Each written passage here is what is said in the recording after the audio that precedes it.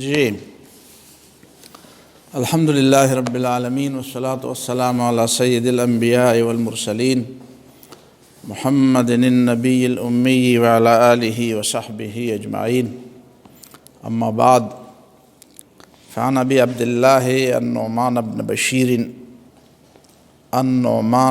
بشیر رضی اللہ عنہما قال سمعت رسول اللہ صلی اللہ علیہ وسلم یقول ان الحلال بین وان الحرام بین وبینہما مشتبہات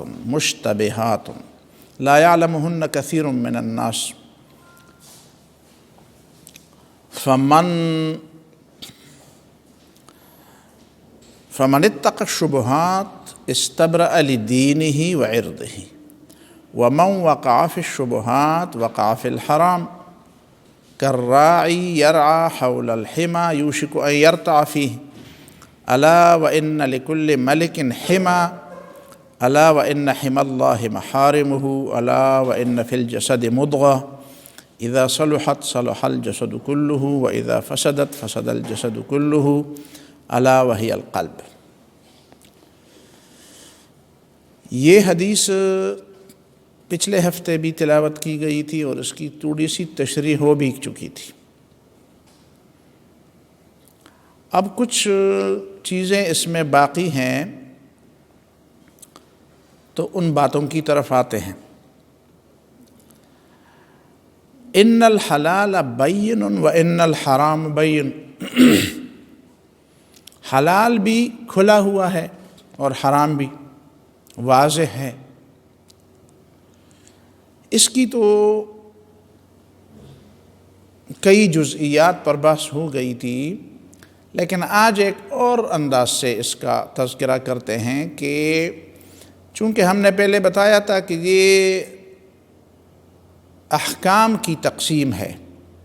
احکام کا مطلب ہے حرام و حلال، جن باتوں کا تعلق عقیدے اور عمل سے ہے ان کو احکام کہتے ہیں۔ احکام اعتقادیہ بھی احکام ہے اور احکام عملیہ بھی احکام ہے، اور احکام عملیہ میں اصولیہ بھی احکام ہے، احکام اصولیہ یا اصلیہ، اور احکام فرعیہ جزئیہ وہ بھی احکام ہے۔ عقیدہ کیسے رکھیں، شرک سے کیسے بچیں، توحید کا مطلب کیا ہے، رسالت، آخرت، یہ بھی احکام ہیں۔ ٹھیک ہے، اللہ پر ایمان، اللہ کی صفات پر ایمان، اللہ کی کتابوں پر ایمان، آخرت پر ایمان، فرشتوں پر ایمان، پیغمبروں پر ایمان، کتابوں پر ایمان، آسمانی کتابوں پر ایمان، تقدیر پر ایمان، تو یہ احکام ہے۔ اور اس کی ضد جو ہے وہ جو حرام ہے، شرک حرام ہے، ٹھیک ہے، انکار، رسالت سے انکار، توحید سے انکار، آخرت سے انکار، گناہ ہے، حرام ہے، کفر ہے، تو یہ احکام ہے۔ اس کا ایک پہلو، دوسرا پہلو، اور عملی احکام بھی، نماز فرض ہے، روزہ فرض ہے، حج ہے، حقوق العباد ہے، یہ ہے، حرام حلال کی تمیز ہے، جو گناہ ہے وہ بھی معلوم ہے۔ تو اس میں ایک بات کی طرف آج میں توجہ دلاؤں گا، وہ یہ ہے کہ عقائد میں جو چیزیں حرام ہیں اور جو چیزیں حلال ہیں وہ بھی کھلی طور پر، صاف طور پر قرآن اور سنت میں ذکر ہیں۔ ٹھیک ہے، عقیدے کے حوالے سے توحید کیا ہے، اللہ تعالیٰ کی توحید، اس کی ربوبیت، الوہیت، اس کی خدائی کا مطلب کیا ہے، ہم سے تقاضا کیا ہے، یہ باتیں معلوم ہیں۔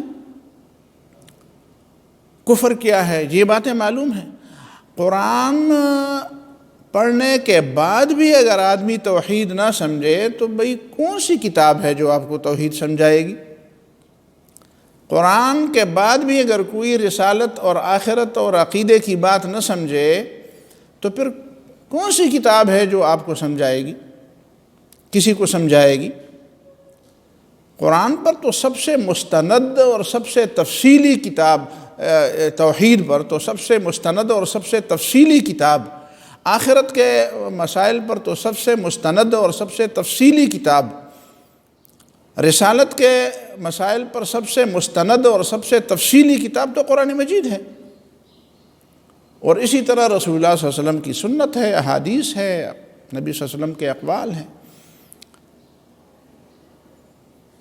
تو جو لوگ عقائد کی چھوٹی چھوٹی جزئیات میں جانا چاہتے ہیں، چھوٹی چھوٹی باتوں کو عقائد میں شمار کرتے ہیں، یہ بھی عقیدہ ہے، یہ بھی عقیدہ ہے، یہ بھی جس طرح ہمارے متأخرین علماء نے، متکلمین علماء نے عقائد کی اتنی تفصیلات پھر بتا دی ہیں جو شریعت میں ان کو ان انداز سے بیان نہیں کیا، قرآن نے اور سنت نے اس انداز سے بیان نہیں کیا۔ ایک تو ہوتا ہے، ایک سوال پیدا ہوتا ہے کہ سوال یہ ہے کہ یہ کام یا یہ بات یا یہ عقیدہ ٹھیک ہے یا غلط ہے۔ وہ تو ٹھیک ہے، وہ میں نہیں کہتا کہ غلط، لیکن ہر دور کے اندر نئے لوگ آتے ہیں اور نئی نئی چیزیں عقائد میں داخل کرتے ہیں، جبکہ قرآن اور سنت میں صاف طور بتایا گیا ہے کہ الحلال بین والحرام بین۔ تو میرا مطلب ہے کہ یہ فرقے کیسے پیدا ہوئے، یہ متکلمین کے فرقے جو پیدا ہوئے، اس کی تفصیل میں نہیں جانا چاہتا، میں تو صرف اتنا بتا دیتا ہوں کہ جن باتوں کو اللہ اور اس کے رسول صلی اللہ علیہ وسلم نے اجمالی بیان کیا ہے ان کو اسی طرح رہنے دے، اس میں زیادہ قید و قید نہ کرے، اس میں زیادہ بحث نہ کرے، اس لیے کہ اللہ تعالیٰ نے اس کی جو تفصیل بیان نہیں فرمائی ہے تو اس کا مطلب یہ ہے کہ بس اللہ تعالیٰ کا منشا یہ ہے کہ آپ اسی کو اس انداز میں لے لیں جس انداز میں اللہ اور اس کے رسول نے جہاں تک پہنچ کر اس کو چھوڑا ہے، ٹھیک ہے۔ اللہ سے کوئی بھول نہیں ہوئی، اللہ کوئی خطا اس سے نہیں ہوئی، نہ رسول اللہ صلی اللہ علیہ وسلم سے کوئی بھول چوک ہوئی، خطا ہوئی عقیدے کے معاملے میں، عقیدے کے بیان کے معاملے میں کوئی خطا نہیں ہوئی، کوئی بھول چوک نہیں ہوئی۔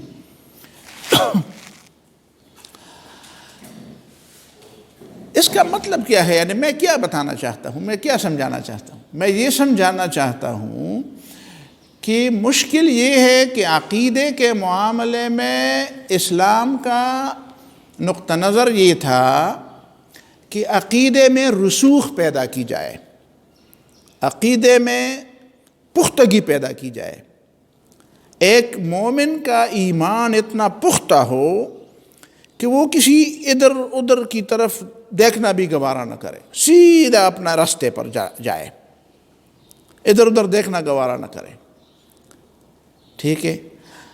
مشکل یہ پیدا ہوئی کہ جب لوگوں نے ان باتوں کی تفصیلات جاننی شروع کر دی جو اللہ تعالیٰ نے قصداً چھوڑی تھی تفصیلات بیان کرنا، تو اس کے بجائے تفصیلات میں اور جزئیات میں جانا یہ عقیدہ بن گیا، اور عقیدے کی جو رسوخ اور جو پختگی تھی وہ بات پیچھے چلی گئی، وہ لوگ پیدا نہیں ہوئے۔ دیکھیں نا، صحابہ کرام ایک دفعہ ایمان کی بات کر دیتے تھے، اللہ کو ماننا ہے، ہاں جی بالکل مانیں گے، اللہ کی بات مانیں گے، ہاں جی بالکل مانیں گے، اللہ کی صفات مانیں گے، ہاں بالکل مانیں گے، آگے پھر اللہ تعالیٰ کے دین کے لیے کوشش کریں گے، جدو ہاں جی بالکل کریں گے، بس اسی راستے پر چل پڑتے تھے۔ اب جو لوگ عمل سے پیچھے رہ گئے اور کونوں کردروں میں بیٹھ کر ایک ایک بات کی لمبی لمبی تفصیلات اور خیالات اور اپنے کہاں سے لیا، کہاں سے کیا، کس چیز سے متاثر ہوئے، فلان جگہ پہ تو یہ تفصیلات ہے، یہ تفصیلات ادھر بھی ہونی چاہیے، اس کا مطلب یہ ہے کہ وہ لوگ جو عمل سے پیچھے رہ گئے اور انہوں نے دین پر عمل کرنا چھوڑ دیا تو وہ ایسی باتوں میں پڑ گئے جن کی ضرورت ہی نہیں تھی، اور جو سرے سے عقیدوں میں یہ بات شامل نہیں تھی۔ ایک بچی آتی ہے نبی صلی اللہ علیہ وسلم کے پاس، ایک آدمی تھا، اس کی بکریاں وہ چرا چراتی تھی، بچی تھی، تو اس کی ایک بکری کسی بھیڑیے نے کھا لی، اس نے غصے میں آ کر اس کو ایک تھپڑ رسید کیا، پھر بڑا پشیمان ہوا کہ یار یہ بچی بھیڑیے سے کیسے بچا سکتی تھی بکری کو، تو میں نے تو ظلم کیا۔ تو آ کر نبی صلی اللہ علیہ وسلم سے کہتے ہیں اے اللہ کے رسول، میں نے اس بچی سے ظلم کیا، میں نے اس کو تھپڑ مارا، تو اب میں کیا کروں؟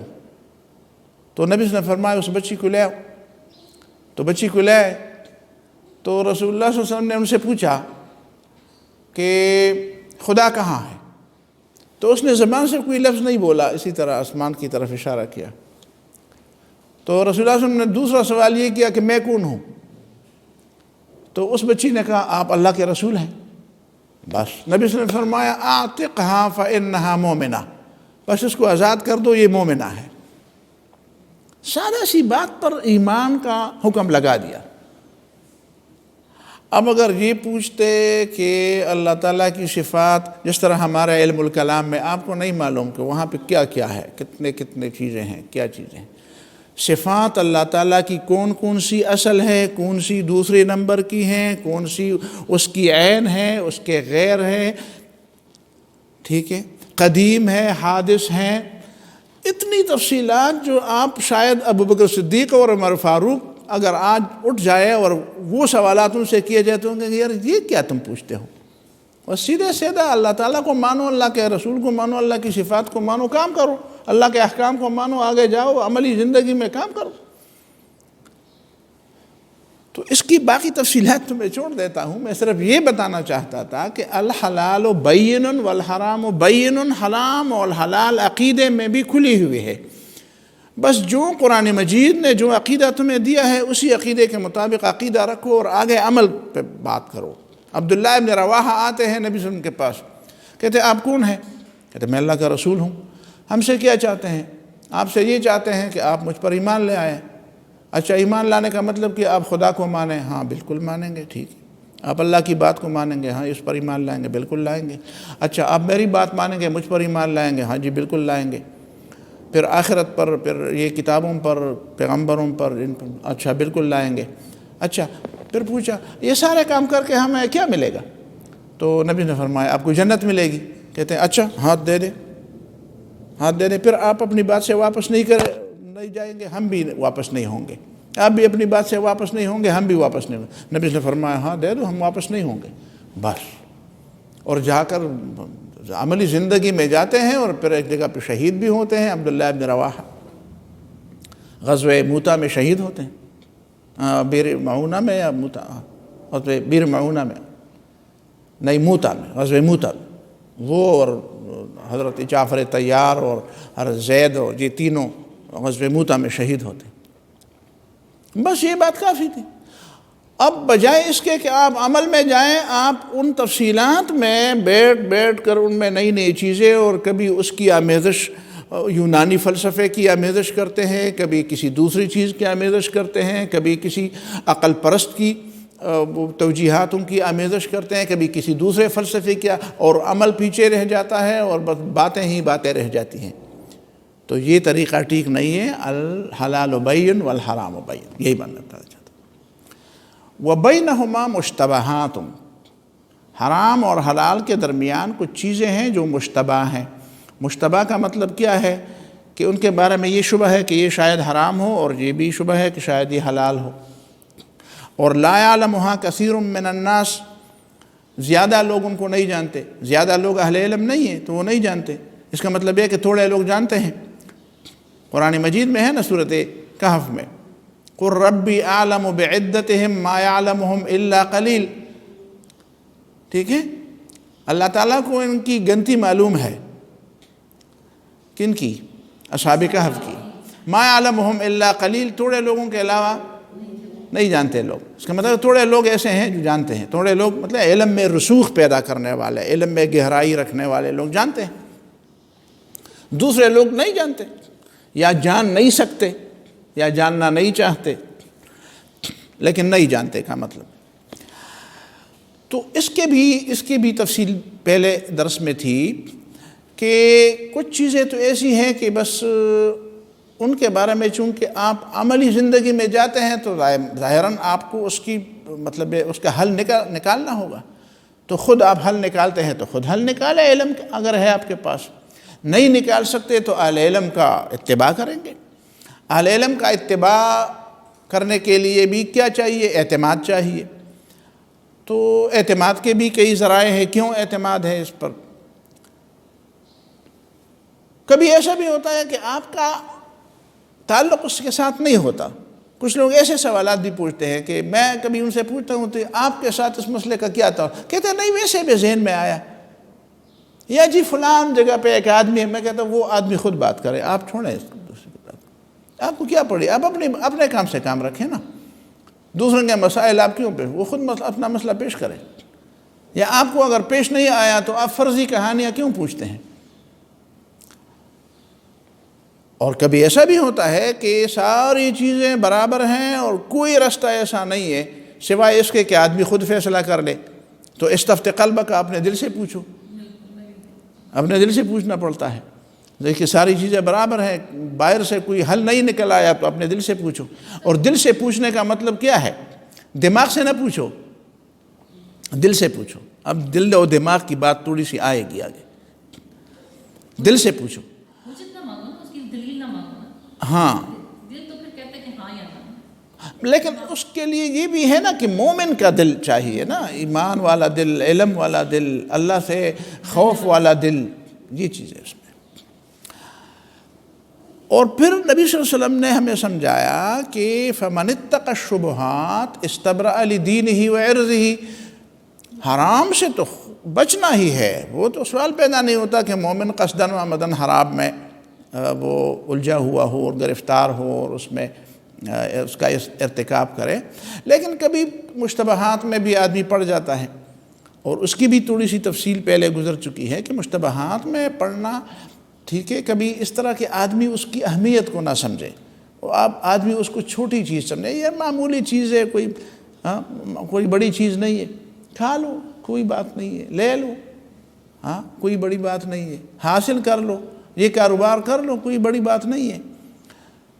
تو شبہات میں آدمی جو پڑھتا ہے تو چلو ایک دو دفعہ تو اس طرح ہوا تو چلو انسان پہ ایسے وقت آتے ہیں جو اس کے لیے بس ٹھیک ہے، تو اللہ تعالیٰ نے آسانی پیدا فرمائی ہے کہ اس کو قطعی حرام نہیں کیا ہے، تو آپ نے اس کو اس آسانی سے فائدہ اٹھا لیا کہ چلو میری مجبوری ہے۔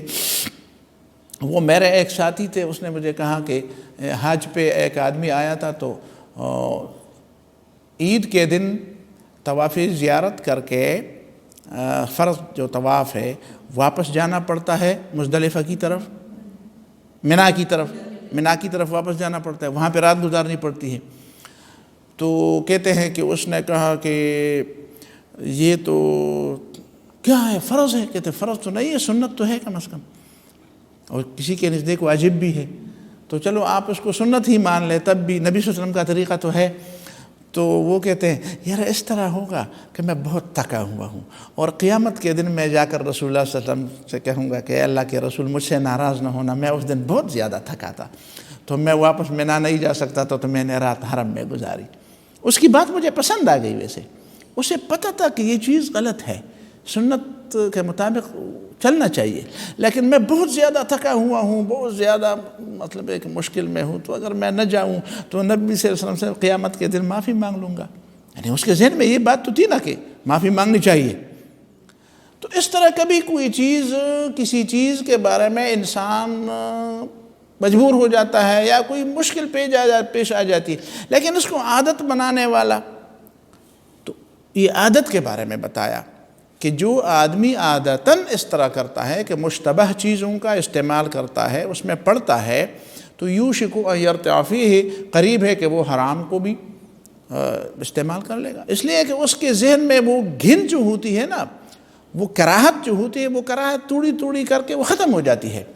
ایک چیز آپ کو پتہ ہے کہ یہ چیز ٹھیک نہیں ہے، پھر بھی آپ کھا لیتے ہیں، آپ استعمال کرتے ہیں، تو ایک نوالا دو نوالا کہتے ہیں یار یہ صفائی اس کی نہیں ہے۔ مثال کے طور پر میں دیکھوں کہ میں چکن کو پسند نہیں کرتا، چکن جو ہے آج کل جو برائلر مرغی ہے میں اس کو پسند نہیں کرتا، اور کوشش میری یہ ہوتی ہے کہ میں اس کو نہ کھاؤں، ٹھیک ہے، لیکن جہاں پہ بھی جاتا ہوں تو وہاں پہ وہی چیز ہوتی ہے، تو ساتھی زبردستی کرتے ہیں کہ نہیں ایک کر، میں نے کہا یار میں اب اگر میں ایک دفعہ اس کو کھا لوں، دوسری دفعہ بھی کھا لوں، تیسری دفعہ، تو میرے ذہن کے اندر جو اس سے کراہت ہے وہ کراہت ختم ہو جائے گی، وہ کراہت ہی ختم ہو جائے گی، ٹھیک ہے۔ کراہت تب باقی رہے گی جب میرے دل میں یہ احساس زندہ ہو کہ یہ چیز ہاتھ لگانے والی نہیں ہے، ٹھیک ہے۔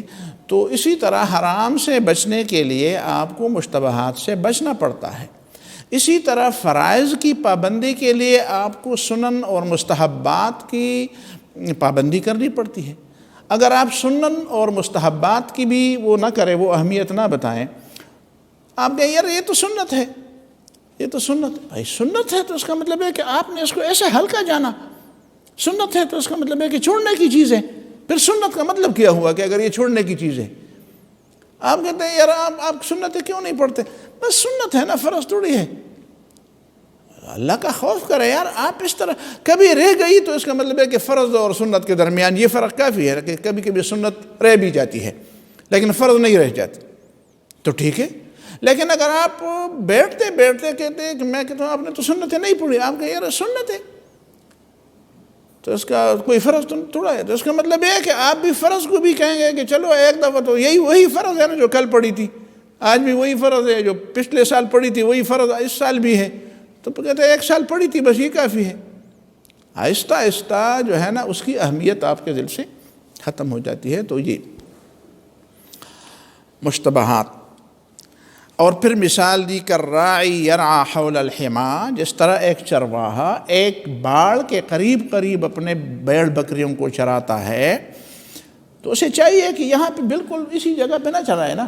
مثال کے طور پر یہ روڈ ہے اور یہ نیچے دریا ہے، دریا بہتا ہے، تو آپ گاڑی چلائیں تو سپیڈ ماریں جو بھی کرتے ہیں تو ادھر کریں نا، بالکل آخری لکیر پر آپ بے غم ہو کر گاڑی چلاتے ہیں، اور مطلب ہے کہ آپ نے ایکسیلیٹر دبایا ہوا ہے، سپیڈ لگائی ہوئی ہے، تو سیکنڈ کے معمولی سے حصے میں بھی آپ ادھر ادھر ہو جائیں ہیں تو پھر نیچے پڑیں گے نا، ادھر تو ہو جائیں گے تو چلو راستہ تو ہے، کوئی گنجائش تو ہے، تو ادھر سے آگے ادھر جائیں گے تو پھر گنجائش کہاں ہے؟ یہ رخصت اور عزیمت کی بات ہے نا، عزیمت سے آپ گریں گے نیچے تو رخصت پہ جائیں گے نا، لیکن آپ ہمیشہ رخصتوں کو اویل کرتے ہیں تو رخصت پر سے نیچے جائیں گے تو پھر کہاں جائیں گے؟ کسی کھائی میں جائیں گے۔ تو رخصت کا مطلب یہ نہیں ہے کہ وہ آپ کی عادت ہے، آپ اس کو عادت بنائیں، آپ عزیمت کو عادت بنائیں کہ جہاں سے بھی آپ گریں گے بھی تو کم از کم، لیکن اس سے بھی نیچے، رخصت سے نیچے گریں گے تو پھر تو برباد ہو جائیں گے، یہ ہوگا اس کا مطلب۔ الا وان لکل ملک حما، جس طرح ہر بادشاہ یا ہر جو سردار ہوتا ہے، جو نواب ہوتا ہے، جو بادشاہ ہوتا ہے، اس نے اپنے لیے کوئی چیز مخصوص کی ہوتی ہے کہ بھئی یہ میرا وہ ہے، لیکن فوج نے بھی کچھ علاقے مخصوص کرتے ہیں، یہ فوجی علاقہ ہے، یہاں پہ تصویر کھینچنا منع ہے، یہاں پہ کھڑے ہونا منع ہے، یہاں پہ گاڑی کھڑی کرنا منع ہے، تو یہ کیوں ہے؟ بھائی کوئی ایسی چیز ہوتی ہے جو ہر آدمی کے ساتھ اس کا تعلق نہیں ہوتا، ٹھیک ہے، کسی اہمیت کی خاطر، کسی خاص مسئلے کی وجہ سے، کسی ایسی خفیہ یا ایسی اہم بات کی وجہ سے جو ہر آدمی کے ساتھ اس کا تعلق نہیں ہوتا، کسی چیز کو مختص کیا جاتا ہے، دروازے لگائے جاتے ہیں، بڑی بڑی دیواریں چنی جاتی ہیں، پابندیاں لگائی جاتی ہیں، کوئی کبھی راستے پر بھی بیریئر کھڑے کیے جاتے ہیں، بھائی اس راستے پر نہ، آپ کہتے ہیں یار تو پہلے سے راستہ ہے لیکن اب بند ہے، آپ دوسرے راستے سے جائیں، فی الحال یہ بند ہے۔ تو ان لکل ملک حما، یہ حما والی اور چراگاہ والی بات اس لیے کہ یہ ہر زمانے میں، ہر علاقے میں، ہر جگہ پہ سمجھنے کی چیز ہے، ہر بادشاہ کی ایک چراگاہ ہوتی ہے، اور وہ دوسرے کی وہاں پہ مداخلت کو برداشت نہیں کرتا، اس پہ سزا دیتا ہے، اس پہ ناراض ہوتا ہے، خفا ہوتا ہے، سزائیں اس نے مقرر کی ہوتی ہیں۔ تو اللہ تعالیٰ کی بھی چراگاہیں ہیں، اللہ تعالیٰ نے فرمایا یہ حلال ہے، اتنا میدان آپ کے لیے کھلا ہے، اور وہ میدان جو ہے نا وہ میں نے آپ کے لیے بند کیا ہے، اس لیے کہ میں آپ کے امتحان لینا چاہتا ہوں، آزمائش کے لیے، اس وجہ نہیں ہے کہ آپ نے وہ کھا لیا تو یہ رمضان میں لوگ زیادہ کھاتے ہیں نا مغرب کے وقت، تو میں سمجھتا ہوں، میں کبھی کبھی تقریر میں کہتا ہوں کہ تم اس طرح زیادہ اس لیے کھاتے ہو کہ تم کہتے ہو کہ چلو دن کی وہ کمی پوری کر دیں، کچھ لوگ صرف کھانے سے رکنے کو روزہ کہتے ہیں، تو میں ان سے کہتا ہوں کہ اچھا تم اس لیے کھانے سے رکتے ہو کہ نعوذ باللہ اللہ تعالیٰ کہتا ہے کہ اس مہینے میں نہ کھاؤ تاکہ جو ہے نا وہ لمسم رزق پورا ہو جائے لوگوں کا. یہ وجہ تو نہیں ہے کہ اللہ تعالیٰ نے آپ کو کہا کہ آپ کو دن کو کھائے پیے نہ تاکہ وہ کمی پوری ہو جائے، رزق کبھی کم نہ ہو جائے. یہ بات تو نہیں ہے. اس کا تو کوئی مطلب ہے، تقوی ہے، پرہیزگاری ہے. اس منہ بند کرنے سے آگے اور چیزیں ہیں جو آپ نے اس کو سمجھنا ہے، صرف منہ بند کرنا تو نہیں ہے. تو اسی طرح یہ بھی ہے. الا وان لکل ملک حما الا ان حما اللہ محارمہ. اچھا اب اس کے فوراً بات کہتا ہے الا وان فی الجسد مضغہ. خبردار پورے جسم میں ایک ٹکڑا ہے مضغہ. مضغہ کا مطلب ایک چھوٹا سا ٹکڑا ہے. ظاہر ہے نا کہ دل اتنا بڑا نہیں ہے جتنا سر بڑا ہے، دل اتنا بڑا نہیں ہے جتنا ہاتھ بڑا ہے، دل اتنا بڑا نہیں ہے جتنی ٹانگ بڑی ہے. مضغہ یعنی اندر سے کہ پیپڑے اور یہ دوسرے اس کو نکالے تو وہ دل ان سے بھی چھوٹا ہے. مضغہ اس کا مطلب ہے کہ چھوٹا سا ٹکڑا ہے. مضغہ کا مطلب یہ ہے کہ آپ کے منہ میں آ سکتا ہے، اتنا بھی تو نہیں ہے لیکن بہرحال ہے. مطلب ہے کہ چھوٹا ٹکڑا. اس کی بظاہر اس کا جسم چھوٹا ہے لیکن اس کی اہمیت زیادہ ہے. یعنی آپ کسی کی اہمیت اس وجہ سے کم نہیں کر سکتے کہ اس کی شکل بڑی ہے یا چھوٹی ہے. وہ ایک دفعہ وہ افغانستان کے جہاد کے زمانے میں تو اس کا بڑا الحمدللہ علمبردار تھا، اب بھی ہیں الحمدللہ، لیکن اب عمل میں کمزور ہو گئے ہیں تھوڑے سے. اس زمانے میں تو الحمدللہ عمل میں بھی تھوڑے سے تھے، میدان میں بھی تھے. تو اس میں ایک تھا کہ ایک حدیث لوگ پیش کرتے تھے جو جہاد کے خلاف ہوتے تھے کہ رجعنا من الجہاد الاصغر الى الجہاد الاکبر، کہ کچھ لوگ چھوٹے جہاد سے بڑے جہاد کی طرف ہم واپس آ گئے. تو کہتے ہیں کہ وہ جو جنگ تھی نا وہ چھوٹا جہاد تھا اور وہی جو ہم واپس آ گئے ہیں تو یہ بڑا جہاد. تو میں ان کے 2-3 جوابات دیتا تھا. میں ایک جواب یہ تو دیتا تھا کہ بھئی یہ رجعنا کا مطلب ہے کہ ہم اس سے واپس آ گئے. تو آپ تو گئے نہیں ہیں تو واپس کیسے آ گئے؟ یہ جملہ وہ کہے کہ جو جا کر واپس آیا ہوں تو پھر تو ٹھیک ہے. آپ تو گئے نہیں ہیں، آپ تو یہ بات کرتے، تو آپ رجعنا نہیں کہہ سکتے. اس کا مطلب یہ کہ یہ ان لوگوں کے لیے ہے جو جہاد کر کے واپس آئے ہیں. پھر واپس جو آئے ہیں وہ یہاں پہ کیا کرتے تھے؟ کھانا کھاتے تھے، مزے لوٹتے تھے، دین کا کام کرتے تھے، قرآن سمجھتے تھے، قرآن کے اقامت دین کا کام کرتے تھے، دین کے غلبے کا کام کرتے تھے، تعلیم و تعلم کا کام کرتے. تو آپ تو یہ کام نہیں کرتے، جہاد اصغر اور جہاد اکبر. اور آخری جواب میرا یہ ہوتا تھا کہ آپ کہتے ہیں وہ جہاد اصغر ہے اور یہ جہاد اکبر ہے. تو اصغر کا مطلب یہ ہے کہ وہ بالکل کچھ بھی نہیں ہے، اس کی کوئی قیمت ہی نہیں ہے. اگر آپ کے نزدیک اس کی یہ ہے تو میں ان کو یہ کہتا تھا کہ آپ کا 2 سال کا چھوٹا بچہ جو ہو وہ مجھے دے دے اور میں آپ کو بھینس دے دوں گا، اس لیے کہ بھینس بڑی ہے اور آپ کا چھوٹا بچہ تو اتنا ہے. تو آپ کہیں گے کہ نہیں وہ اتنا بھی ہے لیکن میرے نزدیک وہ قیمت. میں یہی کہتا تھا نا کہ آپ تو چھوٹے اور بڑے کو کی قیمت اس کی جسامت سے لگاتے ہیں، تو جسامت سے قیمت نہ لگائیں. چھوٹے اور بڑے کا مطلب یہ بھی ہوتا ہے کہ وہ وقتی ہے اور یہ ہم وقتی ہے. یعنی میدان جنگ میں لڑنا وہ تو ہمیشہ نہیں ہوتا، کبھی اس میں بریک بھی آ جاتی ہے، کبھی اس میں وقفہ بھی آ جاتا ہے.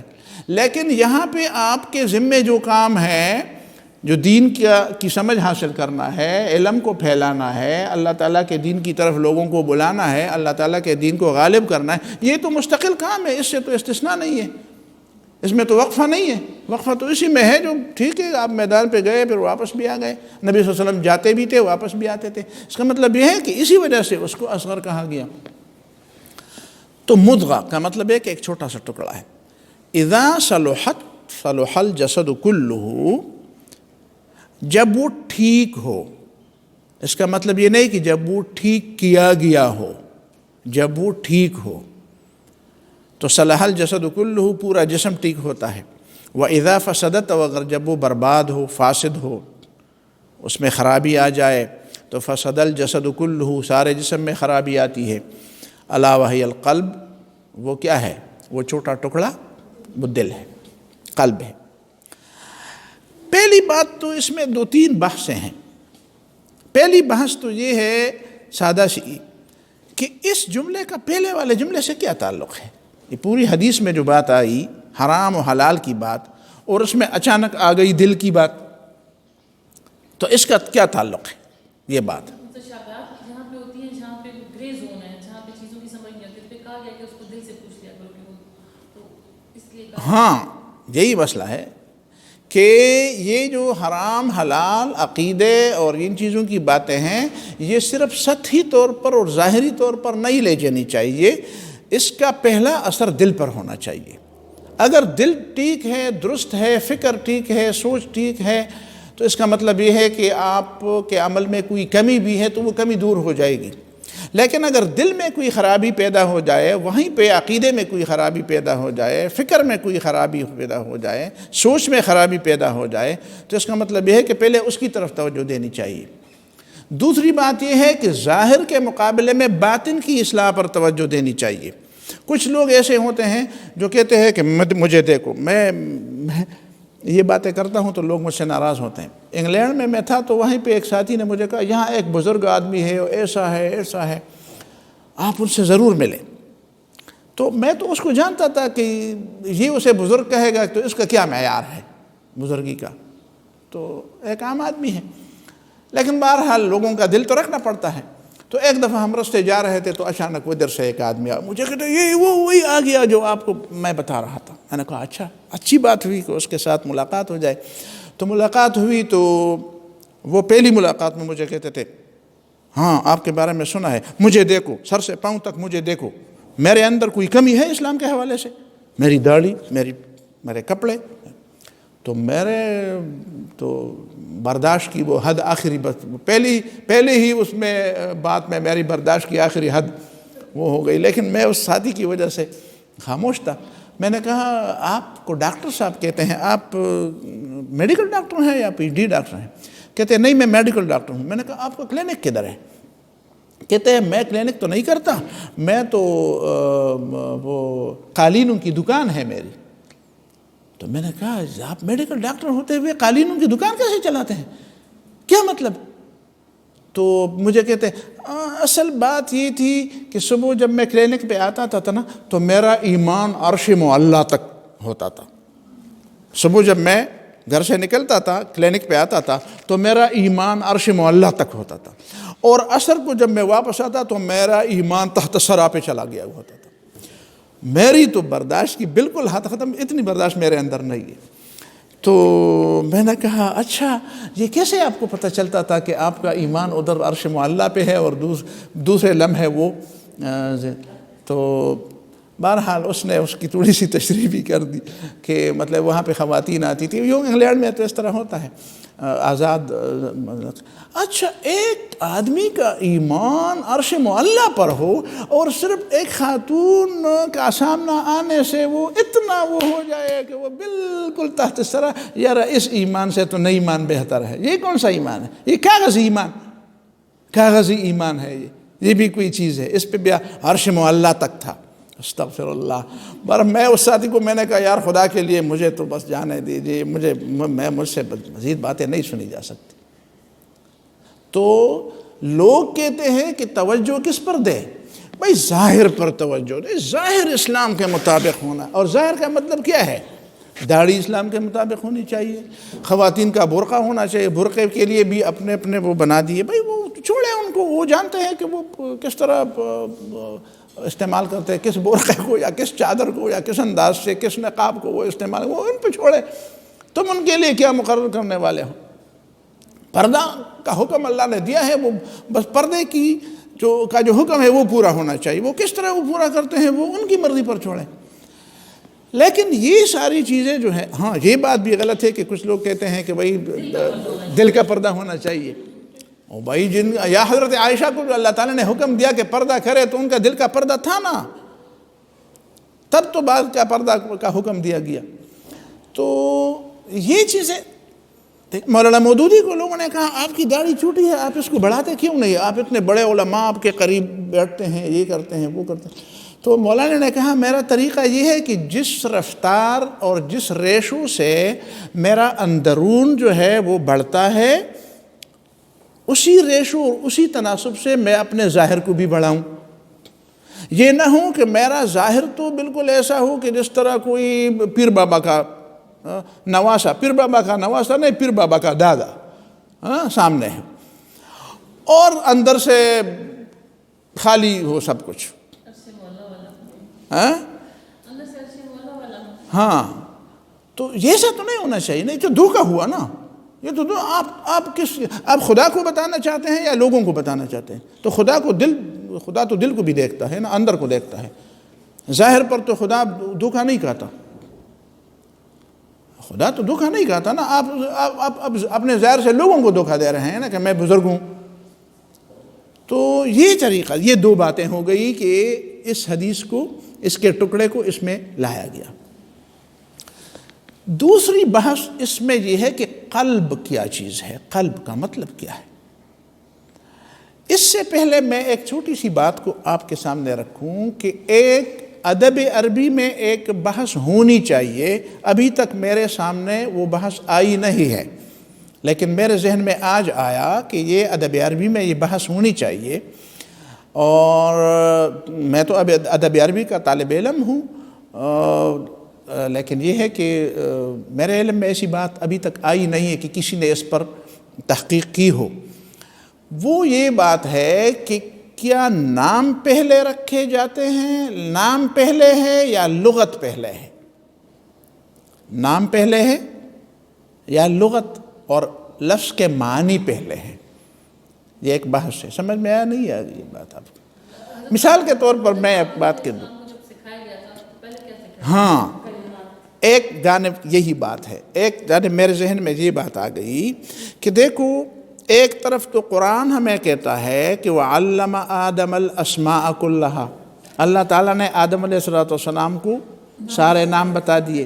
تو اس کا مطلب یہ ہے کہ جو نام ان کو بتائے گئے تھے وہ نام پہلے تھے، ٹھیک ہے، لغت بعد میں آ گئی ہے۔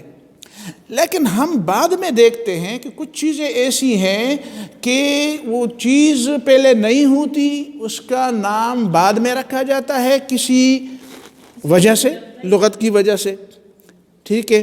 مثال کے طور پر آپ کے جتنے بھی چیزیں ہیں، مثلا کرسی لفظ ہے، آپ کے علم میں کرسی کا اصل مطلب مفہوم کیا ہے؟ کرسی اس لفظ کے لیے، کرسی اسی کے لیے پہلے تھی یا کرسی کسی اور معنی کے لیے تھی اور اس کے لیے بعد میں رکھی گئی؟ تو حقیقت یہ ہے کہ کرسی پہلے کسی اور چیز کے لیے تھی۔ کرسی کا مطلب علم تھا، کرسی کا مطلب کیا تھا؟ علم، طاقت، قوت، علم کی بنیاد پر قوت۔ تو جب یہ چیز آ گئی جس پر استاد بیٹھتا تھا، شاگرد تو بعد میں بٹھائے گئے کرسی پر، ٹھیک ہے، تو اس کے لیے کرسی کا لفظ آ گیا کہ اچھا چونکہ علم ہے اس کے پاس تو کرسی پر یہ بیٹھے۔ سمجھ میں آ گئی بات؟ اچھا، لوگوں نے یہ کہا ہے کہ یہ جو انسان ہے، تو انسان کا نام انسان پہلے تھا یا انسان کو انسان انس کی وجہ سے یہ نام دیا گیا؟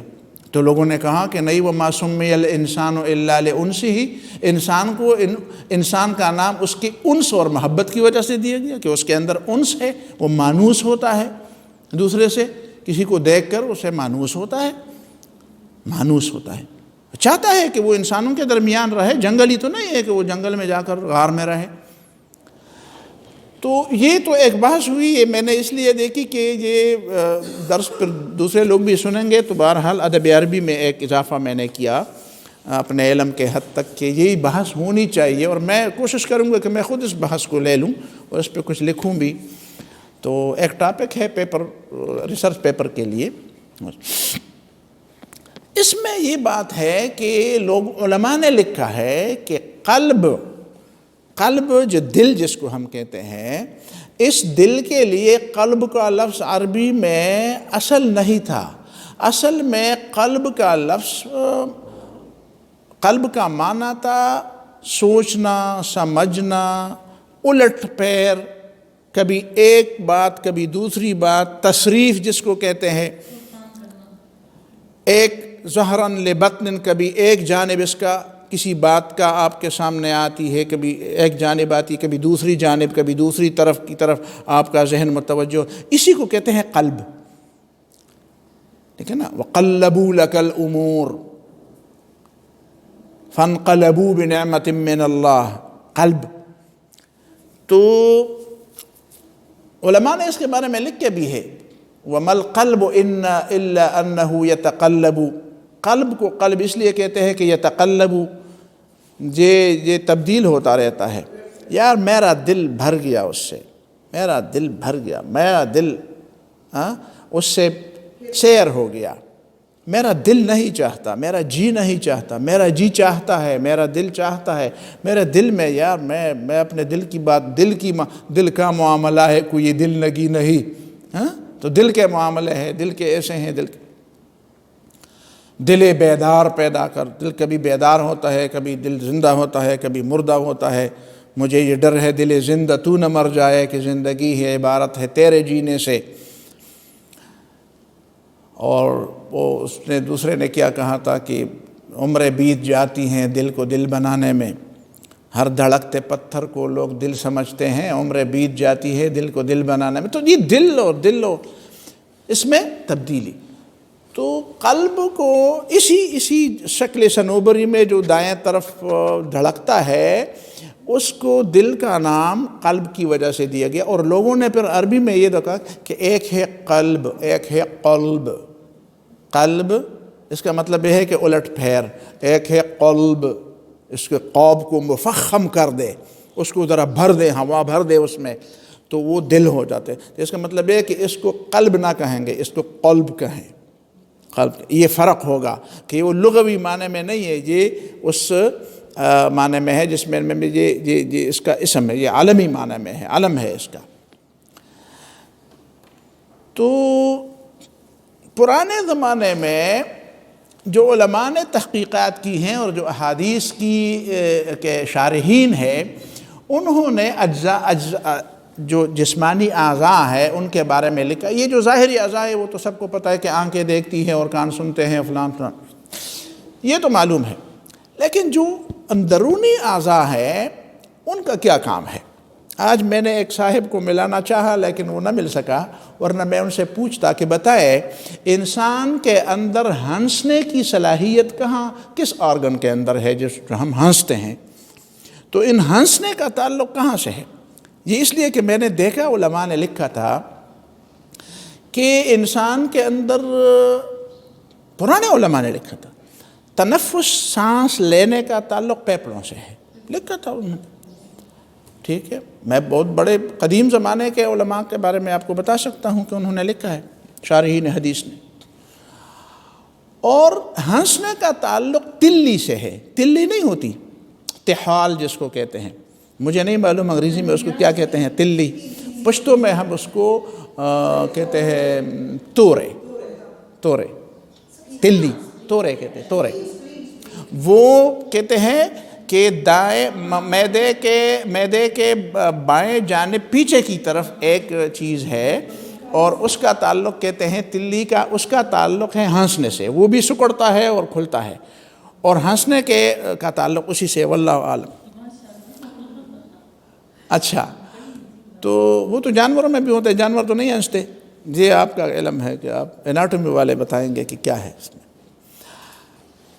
اور کہتے ہیں کہ جگر کا جو تعلق ہے، جگر کا تعلق نفس کے ساتھ ہے، نفس کے ساتھ، جس کو کہتے ہیں نفس وما سواها ان النفس لامارۃ بالسوء الا ما رحم ربی. تو جگر کا تعلق جو ہے وہ نفس کے ساتھ ہے، وہاں پہ خواہشات ہے.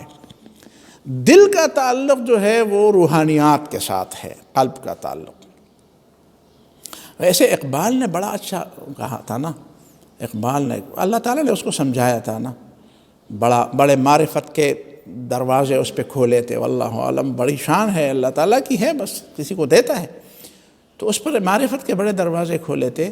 انہوں نے کہا کہ جہاں داری سے ہے دشوار تر کاری جہاں بینی. دنیا میں پر حکومت کرنا اتنا مشکل کام نہیں ہے. جہانداری سے ہے دشوار تر کاری جہاں بینی۔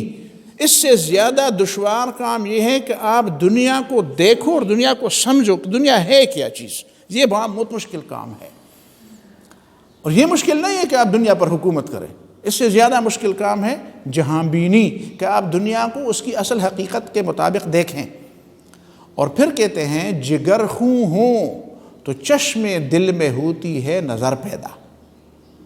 جگر خوں ہوں، اور جگر خوں کر دیا میرا، اس کا مطلب یہ ہے کہ جگر کا تعلق چونکہ نفس کے ساتھ ہے، اس کو آپ خون کریں گے، اس کو خوب لتاڑیں گے، اس کو خوب دیواروں سے پٹخ دیں گے، اس پہ جبر کریں گے، جگر پر آپ جبر کریں گے تو وہ ٹھیک ہو جائے گا، اس لیے کہ وہ نفس، نفسانیت اور نفسیات اور خواہشات کا مرکز ہے۔ اس کو آپ مطلب ہے کہ جس طرح لتاڑا جاتا ہے کسی شاگرد کا، اس کا پسینہ نکالا جاتا ہے، ہاں، اور اس کو زیادہ مشکلات میں ڈالا جاتا ہے تاکہ وہ نکھر کر سامنے جائے، کندن بن جائے۔ کندن تب بنتا ہے نا جب اس کو آگ میں ڈالا جائے۔ تو جگر خون ہو، آپ اپنے جگر کو خون کر دیں تو چشم دل میں ہوتی ہے نظر پیدا، تو آپ کے دل کی آنکھیں کھل جائیں گی۔ اس کا مطلب یہ ہے کہ یہ جگر جو ہے وہ دل کی آنکھوں کے لیے ایک حائل ہے، ایک پردہ ہے۔ اسی وجہ سے خواہش دل کے آگے کھڑی ہوتی ہے نا، ہاں یہ خواہش ہی دل کی روحانیت کے آگے کھڑی ہو جاتی ہے نا۔ ہاں، اس کا مطلب یہی ہے کہ دل جو ہے نا اس کی اصل صلاح ہے، آپ اس کو اپنی اصل حالت میں رکھیں اور اس کے ارد گرد جو جھاڑیاں ہیں اور جو کانٹے ہیں اور جو ہیں اس کو آپ اس سے دور کر دیں، تو دل خود بخود ایک فطرت کی، اپنے فطرت کے مطابق وہ درست بات کو سمجھ جائے گا، وہ اس درست نتیجے پر پہنچ جائے گا۔ وَرَبَطْنَا عَلَىٰ قُلُوبِهِمْ، اس کا تو خیر آگے ایک اور مطلب ہے کہ ربط القلب اور استقامت اور ان چیزیں، یہ تو درجات ہیں اس کے اندر، لیکن جو اصل بات ہے فَإِنَّهُ نَزَّلَهُ عَلَىٰ قَلْبِكَ، جبریل نے اس قرآن کو تمہارے دل پر اتارا ہے۔ اس کا مطلب یہ ہے کہ دل جو ہے یہ وحی کا مرکز ہے۔ اچھا، اب میں یہ بتانا چاہتا ہوں کہ دو باتیں ہیں۔ اذا صلحت صلح الجسد كله، جب دل صالح ہوتا ہے، اس کا صالح ہونا اس کو فساد سے بچانا ہے۔ آپ صرف یہ کر لیں کہ دل کو فساد سے بچائیں، فاسد ہونے سے بچائیں۔ دیکھیں ایک اصطلاح ہے، وہ قرآن و حدیث میں وہ اصطلاح ہے، وہ ہے تزکیہ نفس۔ آپ نے کبھی تزکیہ قلب کی بات نہیں سنی ہوگی، کبھی آپ نے نہیں سنا ہوگا کہ بھائی تزکیہ قلب ہونا چاہیے، ٹھیک ہے، تزکیہ دل ہونا چاہیے۔ یہ تو آپ بار بار سنتے ہیں کہ تزکیہ نفس ہونا چاہیے۔ اس کا مطلب ہے قد افلح من زکاہا وقد خاب من دساہا، اس لیے کہ ان النفس لامارۃ بالسوء، نفس تو امارۃ بالسوء ہے، اس کا آپ نے تزکیہ کرنا ہے، اس کا جگر کو آپ نے خون کرنا ہے، تب وہ جو ہے چشم دل میں بصیرت پیدا ہوتی ہے۔ یہ ایک بات ہوگی۔ دوسری بات اس قلب کے حوالے سے یہ ہے کہ یہ جو قلب یہاں پہ دھڑکنے والی چیز ہے، کیا یہی وہ چیز ہے جس کے بارے میں قرآن نے فرمایا یہ جو گوشت کا ٹکڑا، اسی کے بارے میں قرآن نے فرمایا؟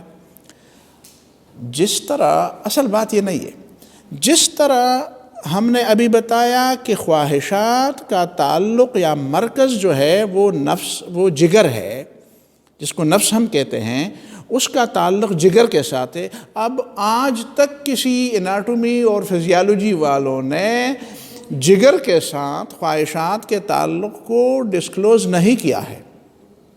اسی طرح ایک اور چیز ہے جس کو ہم روحانیت کہتے ہیں، جس کو ہم عقیدہ کہتے ہیں، جس کو ہم مادیات سے سپر نیچرل چیزیں جس کے ساتھ اس کا تعلق ہے، وہ چیزیں حقیقت میں ہیں اس دل، اس جسم کے اندر ہیں، لیکن اس کا زیادہ تعلق اسی دل کے ساتھ ہے، جو یہ دل جو ہے ہمارے دل جسم سینے کے اندر جو دھڑکتا ہے، اسی کے ساتھ تعلق ہے۔ اس تعلق کو شاید لوگ سمجھ نہ سکے کس انداز سے تعلق ہے۔ میں ایک دو مثالوں سے بات بتا دیتا ہوں۔ کچھ سالوں پہلے کی بات ہے، شاید 10 12 15 سال پہلے کی بات ہے، کہ ایک مرد کو اس کا دل خراب تھا، کوئی مسئلہ تھا، تو اس کو ایک خاتون کا دل لگایا گیا، خاتون کا دل لگایا گیا. شاید اسے پتہ نہیں تھا، میں نے آرٹیکل میں پڑھا تھا، لیکن وہ پوری تاریخ مجھے یاد نہیں ہے، اس لیے میں نے درس میں بھی اس کا حوالہ بھی دیا ہے. تو وہ ٹھیک ٹھاک ہو گیا، بس چلتا پھرتا تھا. پھر کسی نے اس سے پوچھا کہ تم اپنے اندر کوئی تبدیلی محسوس کرتے ہو؟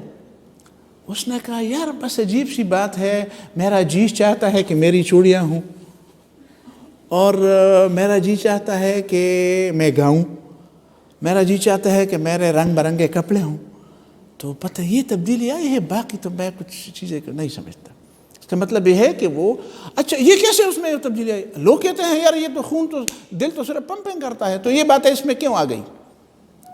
آج کل ایک مسئلہ چل رہا ہے کہ امریکہ میں ایک آدمی کا آپریشن ہوا اور اس کو خنزیر کا دل لگایا گیا، لیکن اس کی جو جینیٹک کوڈ ہے اس کو اس سے گزار کر انسان کے ساتھ اس کو مطلب ہے کہ قریب کر دیا گیا. کوئی 10 پروسیس سے اس کو گزار کر کے اس کا جینیٹک کوڈ انسان جیسا، یعنی جو چیزیں انسانی جسم اپنے اندر فارن باڈی سمجھ کر اس کو برداشت نہیں کرتی اور اس کو پھینکتی ہے باہر، اور اس کو اپنے جسم کا اور اس کا حصہ نہیں سمجھتی اور اس کے ساتھ تعاون نہیں کرتی، تو انہوں نے کوشش کی ہے کہ یہ دل ایسا ہو جائے کہ انسانی جسم اس کو قبول کر لے اور اس کو اپنے سے دھتکارے نہ، اور اس کو اپنے میں ہضم کر کے اس کے ساتھ تعاون کرے اور مطلب ایک کوارڈینیشن کرے. لیکن اس کے باوجود یہاں پہ دو مسئلے ہیں جو ابھی باقی ہیں، ابھی ہونے باقی ہیں. پہلا مسئلہ تو یہ ہے کہ آیا یہ چیز کامیاب ہوگی کہ نہیں ہوگی.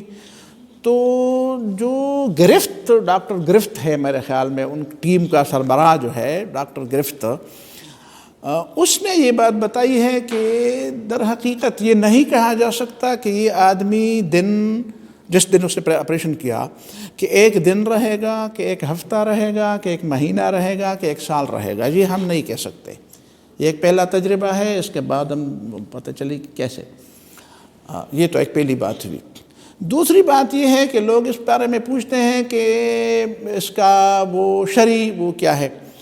تو شرعی طور پر تو ظاہر ہے کہ خنزیر کا استعمال ممنوع ہے، اس میں تو کوئی شک نہیں ہے.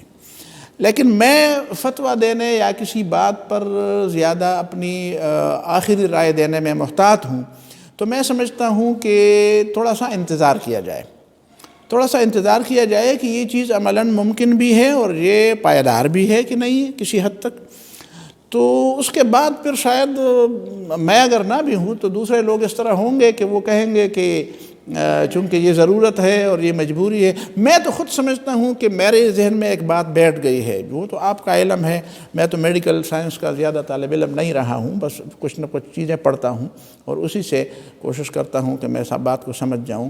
یہ جو انسان کے ہر سل میں اور ہر خلیے میں اس بات کی صلاحیت موجود ہے کہ اس سے کوئی بھی ارگن بن جائے. تو آپ کے میڈیکل جو وہ ہیں لیبارٹریز ہیں اور جو میڈیکل کے جو ٹاپ کے لوگ ہیں اور جو اس میدان کے لوگ ہیں، وہ یہ کیوں نہیں کرتے کہ وہ اسی آرگن کو ڈیولپ کر دے، پیدا کر دے اور اسی کو اسی انداز سے چلے. میں نے ایک آرٹیکل پڑھا تھا کہ امریکہ میں ایک مسلمان ڈاکٹر تھا اور ایک یہودی بھی تھا اور وہ ایک لیبارٹری میں کام کرتے تھے. تو اس یہودی نے اس سے پوچھا کہ تمہاری کتاب میں لکھا ہے کہ الیوم نختم علی افواہہم وتکلمنا ایدیہم، تمہارے ہاتھ بات کریں گے ہمارے ساتھ. تو اس نے کہا کہ یہ کیسے ممکن ہے کہ ہاتھ بات کریں گے؟ اس نے کہا میں آپ کو 6 مہینے بعد بتا دوں گا. اور ہاتھ سے سل لے کر اس نے اس سے زبان بنوا دی اور پھر بتایا کہ دیکھو زبان اس میں ہے کہ نہیں ہے، اس کی ایلیجبلٹی، اس کی صلاحیت اس میں ہے. تو میں سمجھتا ہوں کہ بجائے اس کے کہ آپ اس پہ زیادہ بور کرتے ہیں اور اپنی خواہ مہارت کا وہ سکہ بٹاتے ہیں، لوگوں پر روب جماتے ہیں کہ ہم اس طرح کر سکتے ہیں، اس کے بجائے یہ آسان طریقہ ٹھیک نہیں تھا کہ آپ اس کو اسی طرح اسی بیمار سے لے کر اس کو ڈیولپ کرتے اور اس کو لگا دیتے.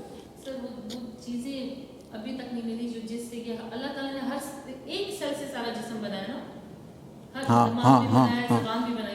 لیکن کون ان کو بتاتا ہے کہ اب اس سے زبان بننی ہے اور اب اس سے دماغ بننا ہے؟ مطلب یہ کہ مشکل تو ہے، میں سمجھتا ہوں. ٹارگٹ پتہ چلے گا نا کہ اب اس کو کون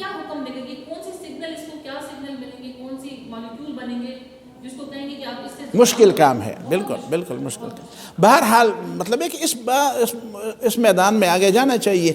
تو میں سمجھتا ہوں کہ ان باتوں کو تھوڑا سا توجہ سے سمجھنے کی ضرورت ہے. ابھی فوری طور پر کوئی فیصلہ نہیں دینا چاہیے. دیکھا جائے کہ ہاں اگر وہ یہ کہتے ہیں کہ ہم نے بالکل انسانی دل بنا دیا اس کا، تو جس کو ہم عربی فقہ میں ہم اس کو کہتے ہیں کہ یہ اس کی اصل جو ہے اس کی تبدیل ہو گئی، اس کی جنس تبدیل ہو گئی، وہ تحویل ہو گئی اس کی، ٹھیک ہے. یعنی اس کی جو اصل تقدیر ہے نا، جو مثال کے طور پر لوگوں نے پرانے زمانے میں لکھا ہے کہ ایک گدھے کو آپ نمک کے کان میں لے جائیں اور وہ وہیں پہ مر جائے اور اسے نمک بن جائے، تو اس نمک کا استعمال ٹھیک ہے کہ ٹھیک نہیں؟ تو نمک کا استعمال ٹھیک ہے، وہ تو نمک بن گئی، وہ گدھا تو رہا نہیں، گدھا تو وہ نہیں رہا، وہ تو نمک بن گیا. تو جنس اس کی جو ہے نا وہ قلبی ماہیت اس کو کہتے ہیں، اس کی ماہیت جس کو آپ جینیٹک کوڈ سے تعبیر کرتے ہیں کہ وہ کہتے ہیں ہم نے اس کا جینیٹک کوڈ تبدیل کیا. تو جینیٹک کوڈ تبدیل کر کے اگر قلبی ماہیت ہو گئی ہے تو پھر تو ظاہر ہے کہ پھر میں بھی سخت ہونے کے باوجود بھی میں یہ کہوں گا کہ ٹھیک ہے، جب ماہیت ہی تبدیل ہو گئی ہے تو پھر اس میں کوئی ایسی بات نہیں ہے. لیکن یہ وقت لے گا، وقت کے بعد اس کے بعد کچھ چیزیں تو پھر بھی رہ گئی قلب کے حوالے سے. تو چلو وہ بات کے درس میں کر لیں گے کہ اس کا. بارک اللہ فیکم وجزاکم اللہ خیرا واکرمکم اللہ وصلی اللہ تعالی علی خیر خلقہ محمد وآلہ وصحبہ اجمعین. کچھ چیزیں رہ گئی تو وہ انشاءاللہ اگلے درس میں